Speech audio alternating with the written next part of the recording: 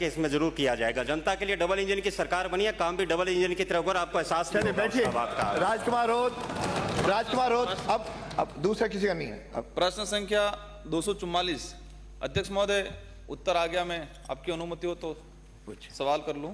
माननीय मंत्री जी, मान्य प्रश्न उन्होंने कहा उत्तर आ गया, मेरे पास पूरक प्रश्न पूछे। मैं पूरा पूछ लेता हूं।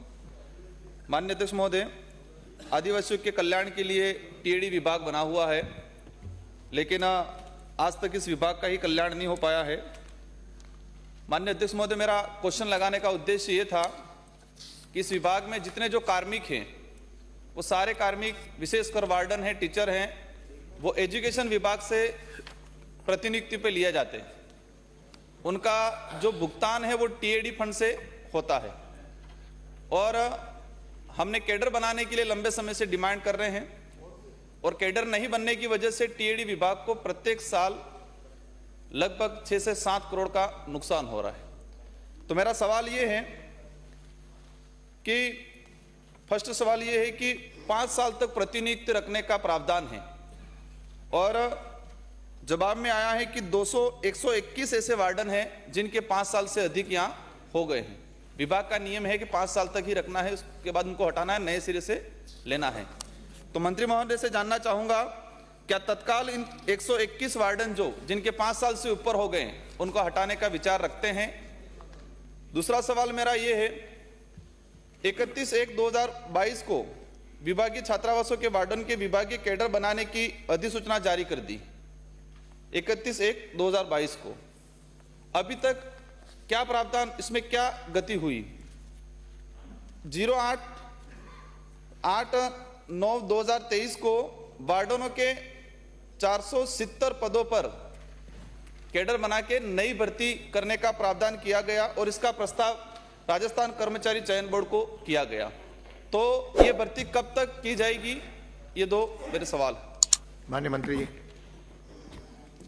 माननीय अध्यक्ष महोदय जी, माननीय सदस्य ने पूछा कि ये जो वार्डन है जो आप शिक्षा विभाग से प्रतिनियुक्ति पर लेते हैं, 5 वर्ष का अनुबंध होता है, और 5 वर्ष से अधिक समय हो गया, वो क्यों रखे हैं? माननीय अध्यक्ष महोदय जी, उनको हमने इसलिए रखा है कि हमने विभाग से अनापत्ति पत्र मांगा, उनसे हमने, तो वो उन्होंने दिया नहीं समय पे, जिसके कारण से वो अभी भी चल रहे हैं। जहाँ तक आपने कहा कि उनको हटाओगे कि नहीं हटाओगे, निश्चित रूप से हम कोशिश करेंगे कि इन अध्यापकों को वापस उनके मूल विभाग भेजें। एक उनका ये है कि ये भी उनका विचार है कि भाई जो लोग वापस 6 महीने बाद वापस आते हैं तो उनका अधिकार है, एक बार वो जाता है वापस आता है, नियमानुसार आ जा सकता है। दूसरा, इन्होंने पूछा कि जो वार्डनों के जो कैडर बनाने का विषय था, ये आपकी जानकारी में पिछली बार मैंने ही ये सवाल उठाया था, मंत्री जी ने जवाब भी दिया कि हम कैडर बना रहे हैं। मुख्यमंत्री जी की बजट घोषणा थी, उसके अनुसार आपने कार्रवाई करके और कैडर बनाने का जो भी प्रक्रिया थी वो सारी मैंने इसमें लिखी है, आपने पढ़ी होगी।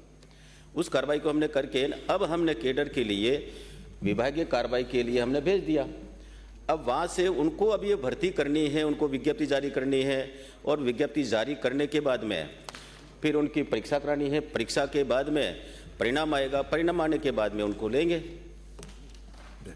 अध्यक्ष महोदय, मैं दोबारा वही सवाल करूंगा कि 121 जो अतिरिक्त लगे हुए हैं, जिनके 5 साल पूरे हो गए, विभाग का नियम है 5 साल तक ही रखना है, तो क्या मंत्री महोदय उनको हटा के नए सिरे से प्रतिनियुक्ति लेने का विचार करते हैं या नहीं?